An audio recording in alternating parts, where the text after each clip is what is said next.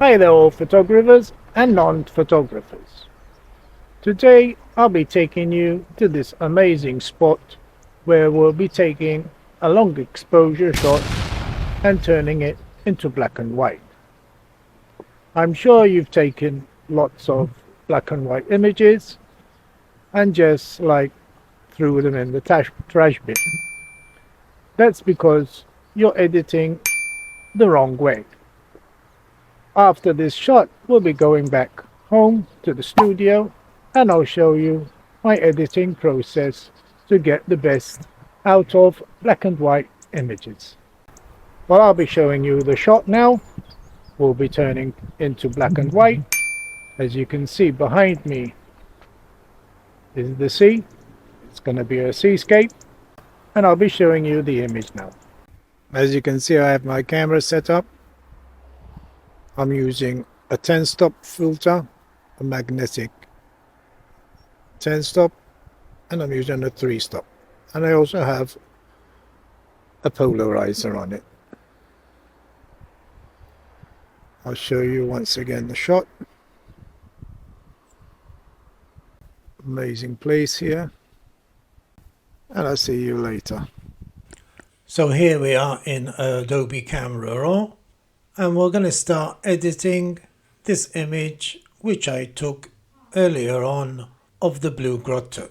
I'm going to start from color. It's a raw file. I'm going to start from color and working my way into black and white and try and get it into a fine art image. As you can see from the image here, the horizon is nearly already not showing. So we won't have much work to do of removing the horizon line, which I most probably won't even try to.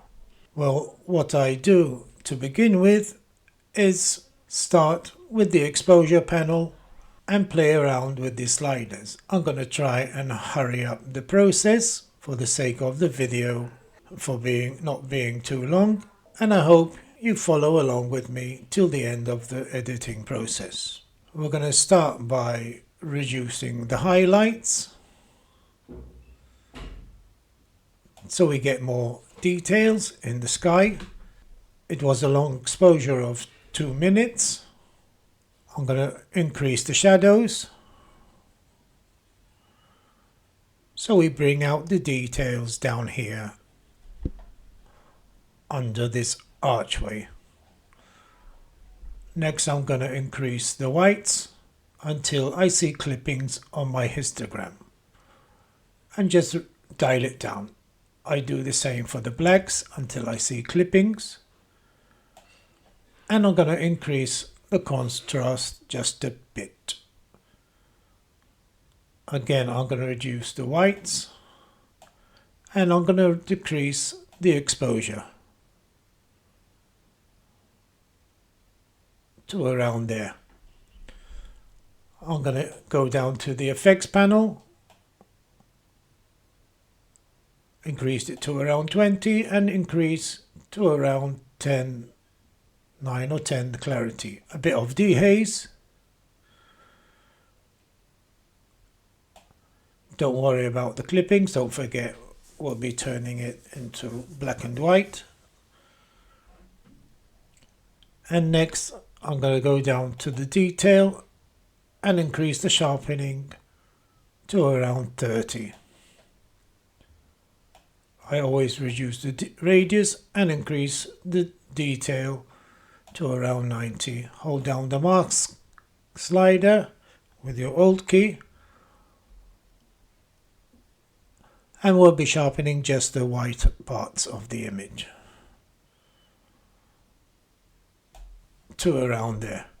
Next, we're going to go down to the calibration and increase the saturation blue primary nearly all the way to the top. We're going to overexpose, over color, over saturate the image as much as we can. Not all the way, to about 3/4 of the way. We have more clippings up here. If you hover over, you can see which ones are clipped. It's highlights and I have the shadows. I'll try to bring them down a bit. If they cannot, I'll just leave them how they are. The whites are okay, even though it was marking highlights. I'm going to try the same for the shadows.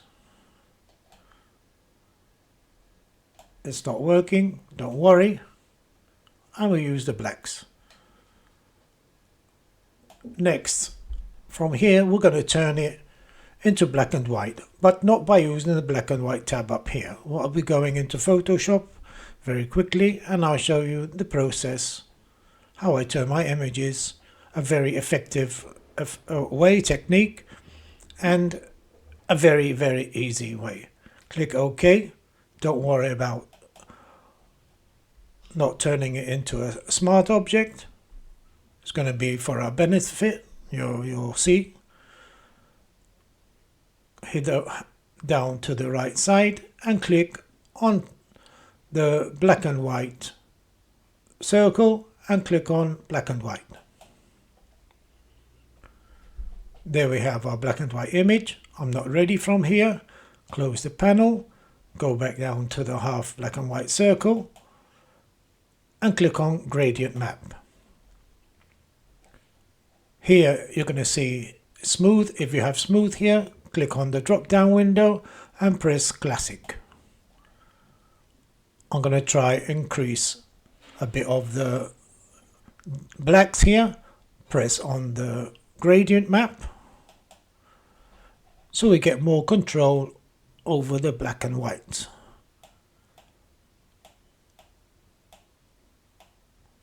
That should be okay.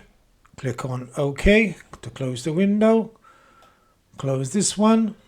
Go up to the 3 lines or 4 lines, can't see very good, and flatten the image. And here we're not ready, we're taking it back over to Adobe Camera Raw. And here I'm going to show you what I mean by our benefits of not using a smart object.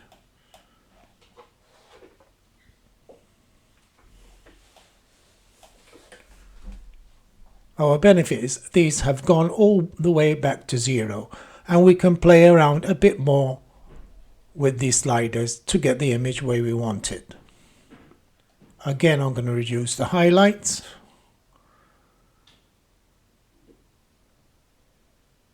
To around there. Increase the shadows.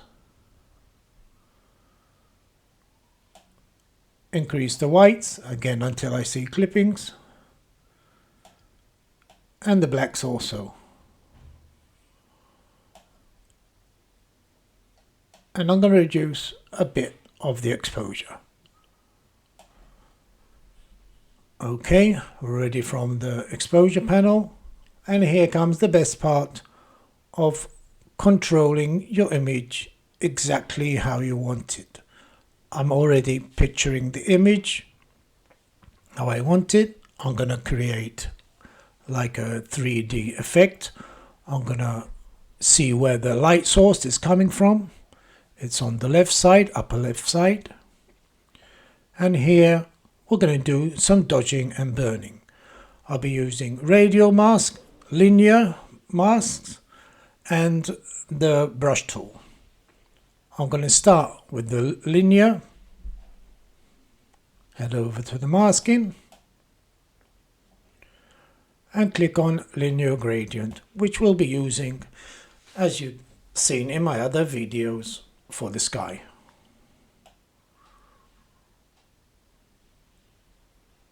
I go down, nearly covering all the sky, and reduce the exposure.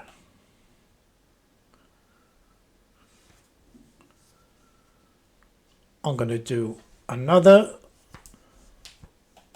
linear gradient mask and place it again on the sky, but not all the way down, and decrease the exposure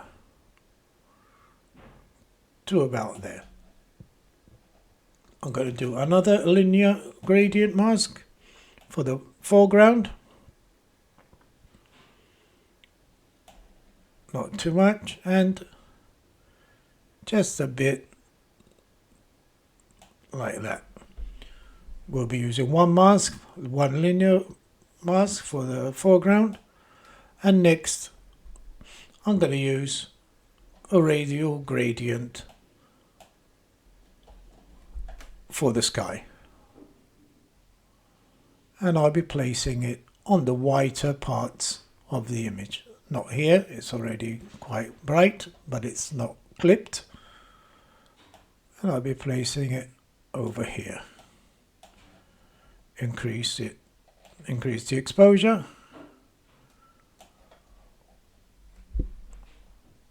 I'm going to use another radial gradient for here.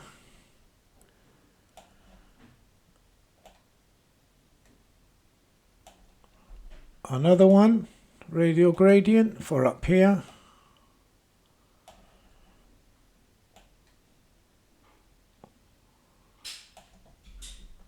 Should be okay. And I'm going to try, if I don't like it, I can just delete it. One to cover a bit more of the horizon line. Open it all the way up so we get an even distribution. And I'm going to increase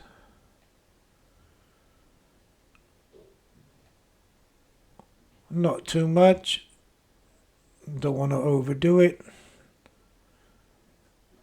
and it should be okay.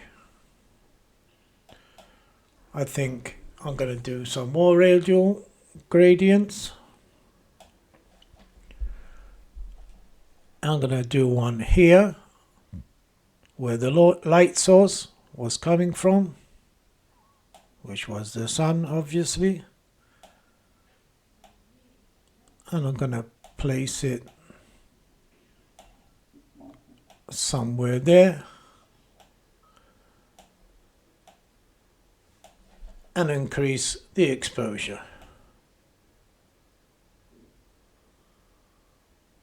As soon as you see clippings on your histogram on the right side, just reduce the exposure. I'm going to go down a bit more here, and I'm going to give it a bit of dehaze, minus dehaze.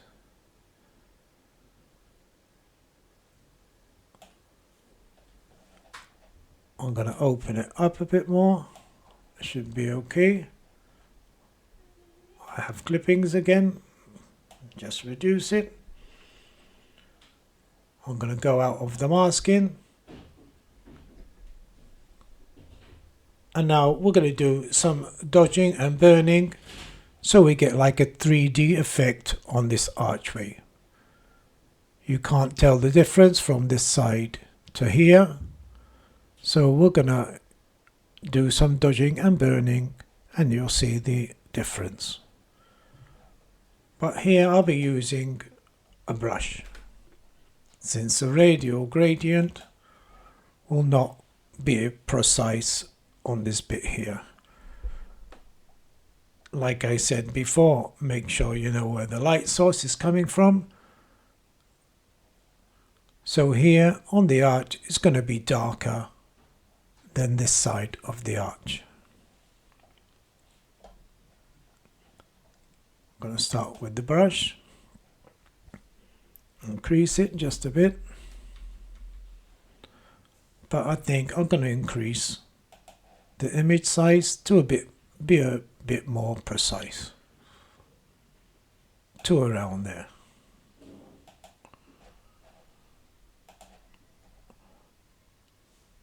Reduce the brush size a bit. Make sure your feather is over 100, and these you can leave them. I think I'll dial it down to around 80, 85. And the first thing we're going to do is I'm going to do some dodging. When I say increase the exposure, mask here, over here, I think over here as well, can do it. a bit here, and somewhere on this side. Not too much. If you go overboard where you can see it's on the sea, all you have to do is go on the subtract here, use brush, and just remove where you went overboard to around there, and just remove it. Next I'm going to increase the exposure to around there, and now I'm going to do another mask, another brush, and I'm going to place it over here where you think should be darker.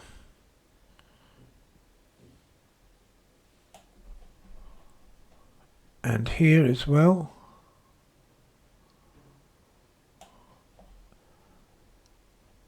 Here also. I'll leave it, it's a bit dark already. And I'm gonna subtract as I went overboard again. I'm trying to hurry up, and I'm sure you understand what I'm trying to do.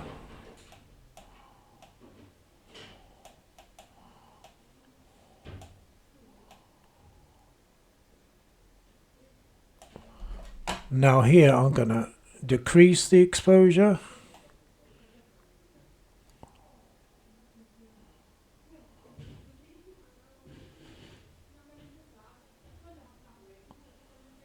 And that should be okay. I'm going to go back to the first mask I done, and I can increase a bit exposure to around there.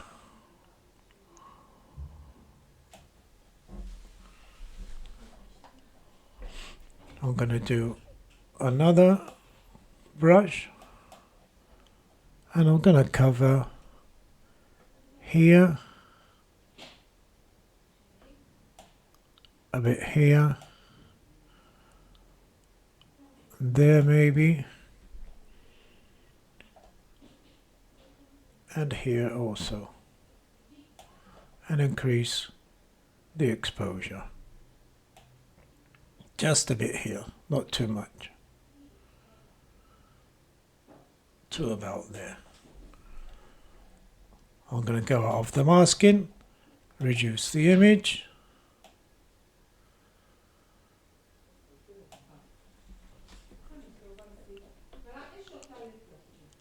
and the dodging and burning is ready on the arch here. What I'm going to do, another mask,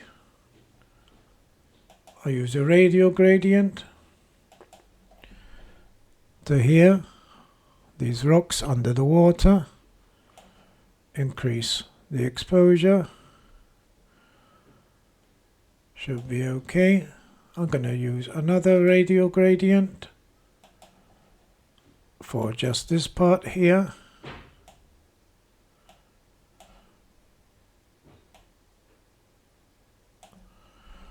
Next, I'm going to do another radial gradient, and I'll be doing a vignette. I place my vignette on the most part of the image where the light source is coming from. Not just place it in the middle. And I'll be creating a natural vignette. Don't forget to invert it. I can open it up a bit more. And I'm going to reduce the exposure. Don't worry about the clippings on the blacks.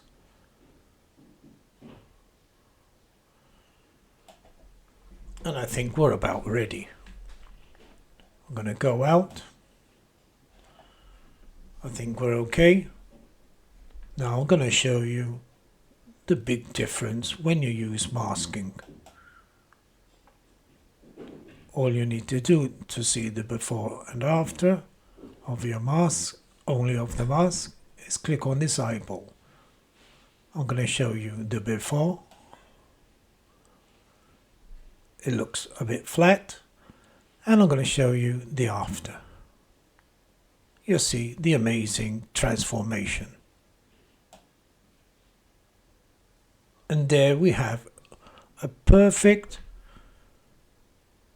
black and white, you can call it fine art image. Well, thank you guys for watching my video. Watch my other videos. I have another video before this explaining just the color part, from turning color to black and white using Photoshop and Adobe Camera Raw or Lightroom. All this editing process, you can do the same in Lightroom. And I hope you watch my other videos and hit the subscribe button. Thank you guys, and thanks for everything.